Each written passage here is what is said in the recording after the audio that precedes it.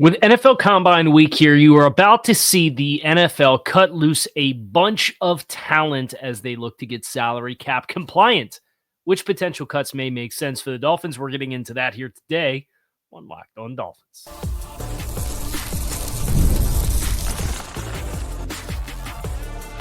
You are Locked On Dolphins, your daily Miami Dolphins podcast, part of the Locked On Podcast Network, your team every day.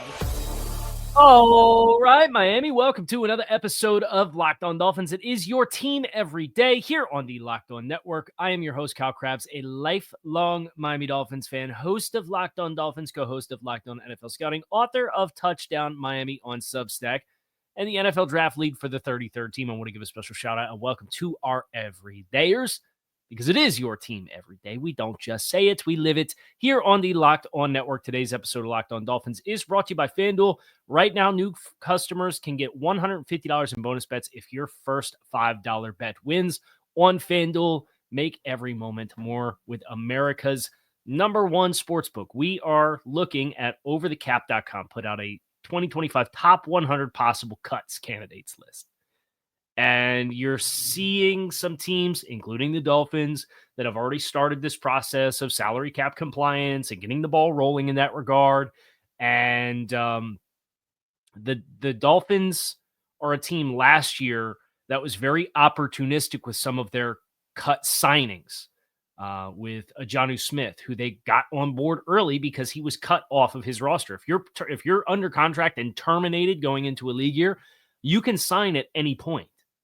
And you've seen some names already start to come through, like Kendall Fuller or like Sheldon Rankins with the Bengals, or just this morning, the Browns cut Juan Thornhill, the safety. Some of these names may be of interest to the Dolphins. So I want to take this over the cap list and go through and identify a couple of names that I think could be of interest for the Dolphins per team. But before we get to the list and work through it and who is of potential interest, just kind of wanted to underscore, I think, the important piece of the puzzle for where this football team is at, right? Because you're going to hear a lot of names that are high-profile names that make a lot of money, like Davante Adams or Deebo Samuel or Jair Alexander or Joey Bosa. And this isn't to say that this is like a universal, equally applied for every player type situation. But a lot of these guys that you recognize the name understand that if they're being cut and they're being made available, cost is oftentimes a big piece of the reason why, but cost alone usually doesn't facilitate a player being moved on from a team. There's usually an additional reason. Is it performance related? Is it tied to the scheme that they were in? Is it, in the case of a Joey Bosa, how injuries have taken their toll on him as a football player? You know, Joey Bosa hasn't played more than 40% of the snaps in any season for the Chargers since 2021. But you hear the name Joey Bosa. Well, Joey Bosa, obviously the son of former Dolphins draft pick John Bosa, was the number 3 overall pick in 2016. I hate to burst your bubble, but it's 2025. Like, guys, that if you've been following the league for at least a decent amount of time, you're going to see names that have played careers. And I'm not saying that Joey Bosa's career is done. He's 30 years old. But he's been in the league 2, 4, 6, 9 years. This is year number 10 for Joey Bosa. And players like that will underscore who some more of them are. Those guys are in the no-goes zone at the end of the program. But buyer beware in that regard. And case in point, the Dolphins just got bit in the rump with this with Jordan Poyer. Now, granted, Jordan Poyer had tested the market a year prior, didn't really have an engaging market. signed a 1-year deal to go back to Buffalo, then played that out, and it was apparent that he was done, but he was playing in a position that was out of position based on some injuries, so there was some ambiguity as far as, how done is he really done? And to be totally fair, the Dolphins did it with Calais Campbell, and they hit one out of the park. So there is no scientific, tried and true, guaranteed way to lock this in and ensure that you're not going to avoid missteps and miscalculations along the way. There's human error involved. These are human beings, and you're talking about dozens of human beings on a roster and hundreds of human beings collaborating on all these decisions, right? It's complex. It's the unfortunate reality of everything. But if you tell me, hey, the Chargers casualty, they're going to move on from Joey Bosa with the 1 year left on his contract, that's going to be a no-go guy for me. Wrong side of 30. And pass rushers age of 30, unless you're one of the absolute unicorns of it, more often than not, that there's a downturn in performance that starts to come there. And there's been injury issues. Hadn't played in 70% of the snaps since 2021. Now, if you're telling me you're going to sign Joey Bosa for $3 million, great. I don't think Joey Bosa is going to sign. And that's why you see some of these veterans, the Justin Simmonses and the Quandre Diggses of the world from last year is just an example in the safety market. They sit and they wait and they try to have a team that gets desperate or doesn't fill a need, or maybe a player goes down with an injury, and then they try to take advantage of that spike in urgency and play the supply and demand game. But a lot of these longer in the tooth veterans that are going to be on this list, you're entering into, I think Daniel Jeremiah this morning just referred to it as the used car lot. Right? There's a lot of miles on some of these guys. There's a lot of depreciation with some of these guys. Don't just see the logo on the front of the car and be prepared to slap down a briefcase full of cash and buy something and overpay just because of what's on the outside versus the under the hood and the full total health of the vehicle that you're looking at. So that's my disclaimer about there's names on this list that you might see and you might get pumped about. Not all of them are going to be for me. But there are some that are for me. And I would have notable interest in, including a name that we have already found out is on the market. We're going to get into that next here on this episode of Locked on Dolphins. So make sure you guys stick with us.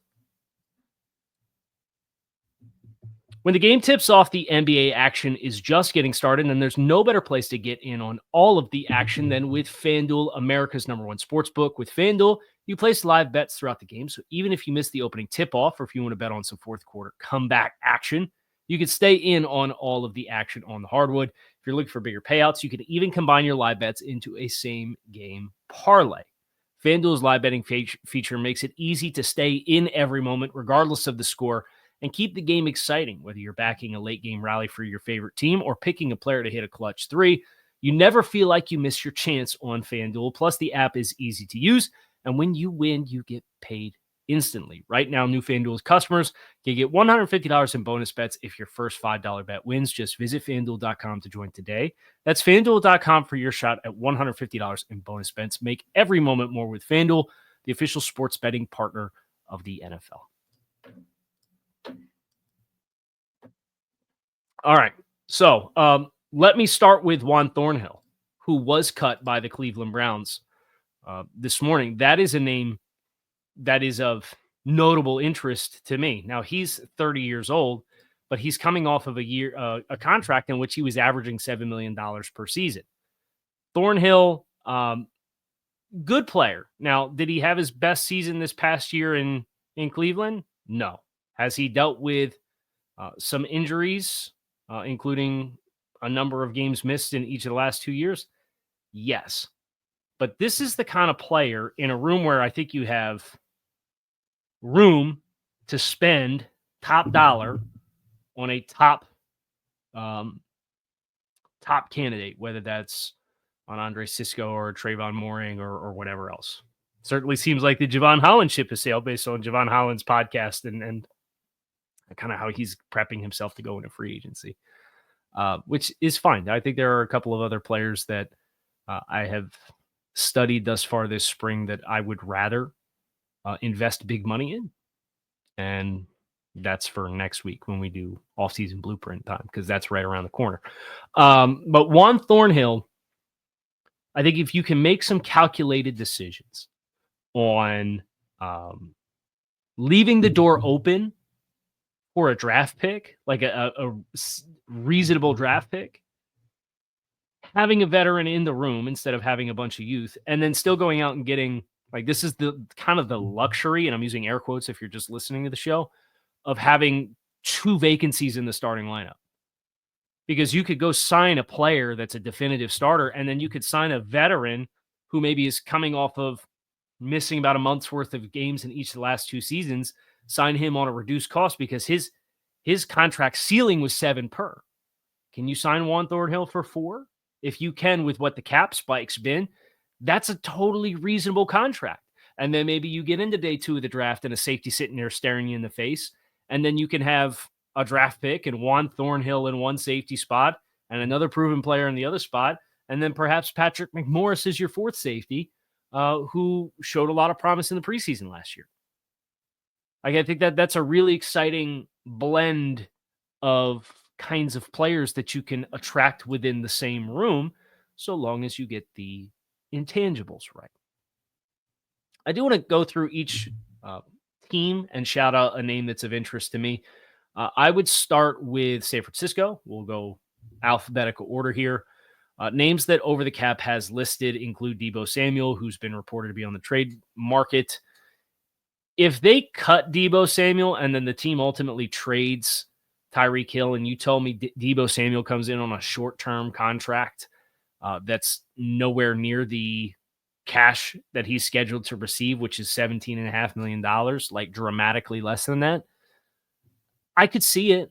Would I be super excited about it? No, I think it depends on what else you do at that position.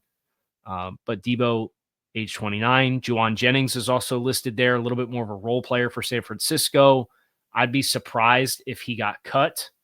Yetur Gross-Matos, Leonard Floyd, Kyle Juszczyk.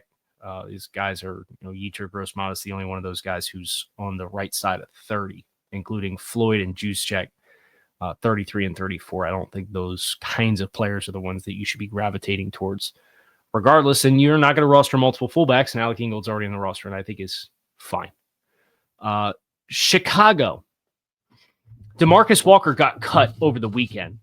And as a role player, if you're looking for a rotational player on a 1-year contract to kind of the same rules as the safety room, you got a lot of names you got to fill. As far as who's under contract, what kind of quality are you looking for? He can play some base end for you as well. 31, but coming off of a contract that was an average of $7 million per season. If you're talking about an equal value on a short-term deal, that might be an interesting plug for me for Chicago.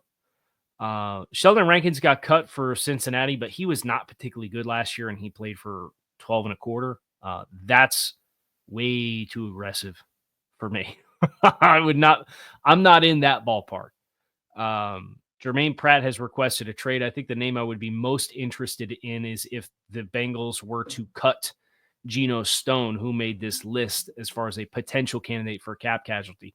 26-year-old safety, signed for $7 million per, kind of same price point as Juan Thornhill, but 4 years younger. Geno played in Baltimore, which is where Anthony Weaver was before. That's a name that if he were to hit free agency for whatever reason as a cap cost-cutting measure, as the Bengals look to sign a bunch of their big contract players like T. Higgins, who sounds like he's going to get the franchise tag again. They got to do a contract extension with Jamar Chase. Trey Hendrickson's on the cusp of requesting a trade again, and he wants his contract redone. Joe Burrow's going publicly saying all these things should be taken care of. If that happens and you cut corners elsewhere in the process, maybe a Geno Stone falls through the cracks. And if he does, that would be a name I would be very quick to pick up the phone and call. Buffalo only has 2, Daquan Jones and AJ Epinesa. Denver, John Franklin Myers, pretty reasonably priced edge player. He only has a $1 million 2025 salary, so they have some separation ability there. The Broncos traded for Franklin Myers last year from the Jets, and he did some damage against Miami. It's the right kind of player. I don't know that opportunity is going to make itself available where he's going to shake free, but if he does, I'd have interest there.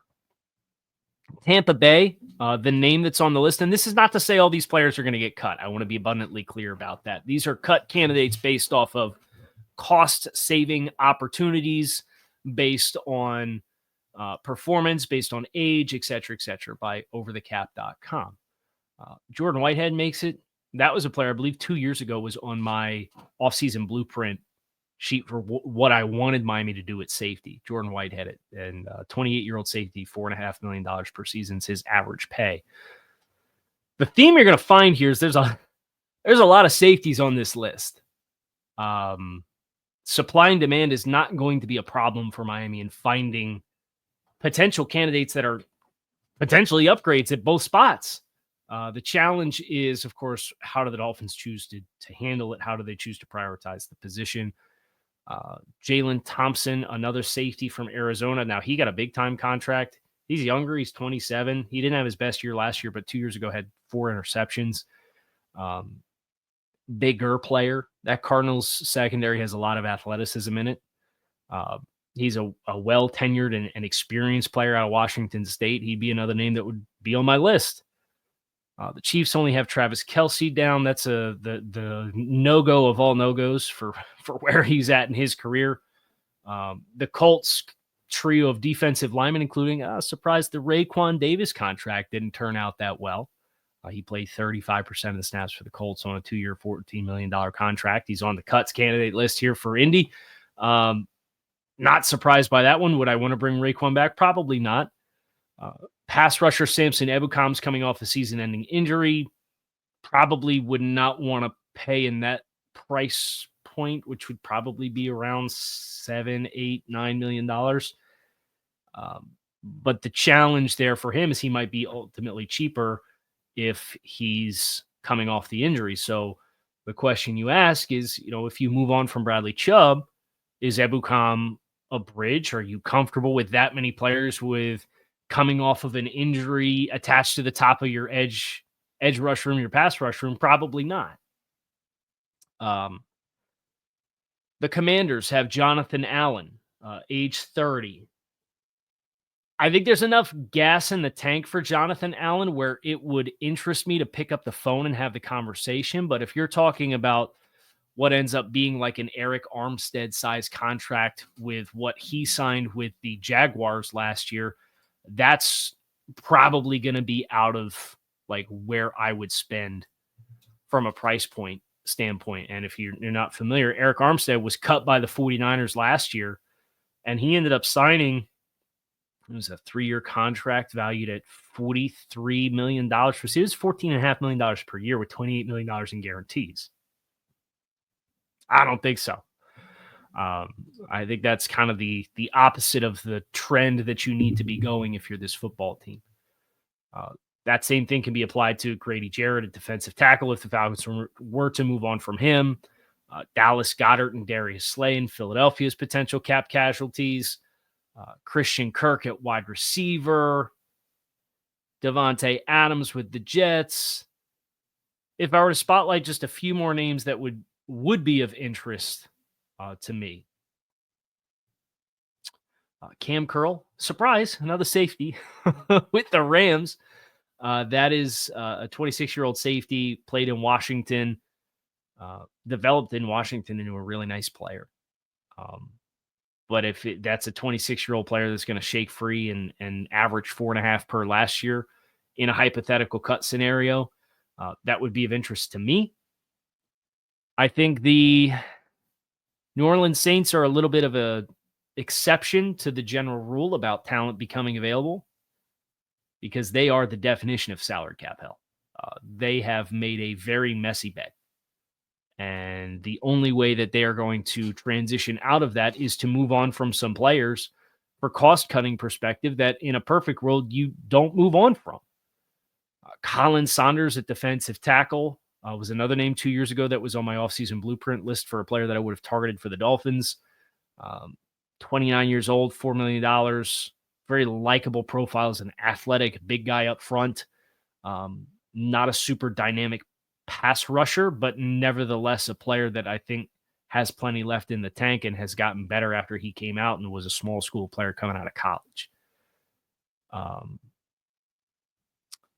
Larry Ogunjobi, defensive tackle for the Steelers, kind of same thing. Well, he's 31 and his most recent price point was 9.5. That's a pretty aggressive dollar amount for him. So I think he'd probably have to come down off of that for that to be a player that I would be interested in.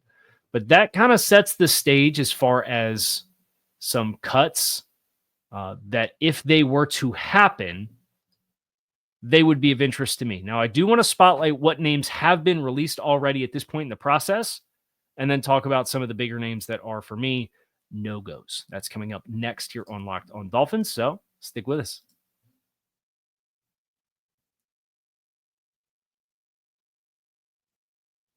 Here are the names that have officially been released thus far for 2025, according to Over the Cap. And they are going to be listed in the order of what their previous contracts APY was. Preston Smith, pass rusher, Pittsburgh Steelers. He was traded at the trade deadline from Green Bay to Pittsburgh. Sheldon Rankins, who we already mentioned as an underperformer who played 1 year of his 2-year contract at $24.5 million, and it did not go well. Kendall Fuller, DeMarcus Walker, who we already talked about. So now you're down into like the $7 million APY range. Juan Thornhill was cut this morning. Same dollar amount, $7 million per was the average of that contract. Tight end Gerald Everett from the Bears, Dane Jackson, corner from the Carolina Panthers, Raheem Mostert, Chukwuma Okorafor, offensive tackle from New England, Durham Smythe, don't hope to say that name too many more times on the podcast, Sion Takitaki, linebacker from New England, Demetrius Flanagan-Flowers, a safety from San Francisco, Naeem Hines, running back from the Browns, Nick Gates, center from the Eagles, Jordan McFadden, guard from the Chargers, Ian Book, quarterback from the Eagles, and Jeremy Flax is offensive guard from Minnesota. That is, as of this point in time, the cuts breakdown that we have. Off of that list, I think the name I would probably be most interested in beyond DeMarcus Walker, who I acknowledged, between Juan Thornhill, who I acknowledged. The next name I might have from an interest perspective might be Sion Takitaki as a special teams linebacker off of New England. Now, that's ideally your fourth linebacker spot. That position in past years has been reserved for Duke Riley. Could you upgrade that spot? I think you absolutely could. The challenge for Miami from a 53-man roster perspective is, are you going to keep holding on to this sunk cost of Channing Tindall unless Channing Tindall made some supreme leap behind the scenes and didn't play when you had injuries down the stretch to Anthony Walker and Tyrell Dotson's in and out of the lineup and you're churning, and then both of those guys or Jordan Brooks gets banged up and Duke Riley comes in instead of Channing Tindall? Probably not. Are you going to hold on to that? I don't know. But I don't want to say it's as easy as sorting the list of like APY contracts. And if you're on the cut list and you're making above a certain amount, like you're going to be on the no-go list for me. But Aaron Rodgers, they're moving on from. Devontae Adams probably going to move on from as well. Those guys are 37.5 and 28. Geno Smith, I'd be surprised if he ends up being available when it's all said and done. But then there's Deebo Samuel. There's Jair Alexander, who's 28 years old. He's getting up on that magic age of 30. His APY on that contract is $21 million. And he's missed a lot of time. The last 2 seasons, he's played in 7 games in each of the last 2 years. And then played in 4 games in 2021. You can't possibly advocate, in my mind, taking on that kind of contract or going after that kind of player, regardless of what need you have as your CB2. There's just too much risk for a roster that has already collected enough talents with inherent risk amongst the players that you have under contract with the team. Joey Bosa, same deal. If you told me that the Bears pivoted because they made a scheme change And Ben Johnson's in here, and they're going to cut ties with Tremaine Edmunds. That would be a player that's of interest to me, both him and TJ Edwards. Edmunds is 27. Edwards is 29. They both signed contracts in the same season 2 years ago. But Edmunds signed for, it was $18 million APY. It's one of the bigger free agency contracts that was given out, or one of the biggest contracts that had been given out. A total of $72 million. It's currently the third highest paid contract at the off-ball linebacker position. He's due $14.9 and $13.9 in cash on base salary, and then he has a $1 million roster bonus in 2026, and he has about half of his salary this year is guaranteed, so 8.2. You could probably use that to your advantage if you are negotiating a new contract with him, but this is a player who's a former top 20 pick. He went 16th overall to the Bills. Man, him and Jordan Brooks side by side with one another, with the length, the range, the athleticism, the ability to play in space, that would be a really fun pairing. So there's a part of me that selfishly hopes that Tremaine Edmunds, like the Bears, do make that transition and they do move on. If they cut him pre-June 1st, you're only really talking about, they'd save about $4.5 million. So it could be a cap casualty.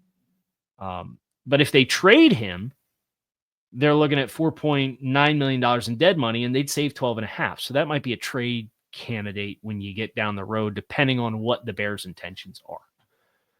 But that's the kind of bigger name player that is of interest to me. And I understand he hasn't played to an $18 million year contract, but you also are theoretically acquiring 2 years, $29 million.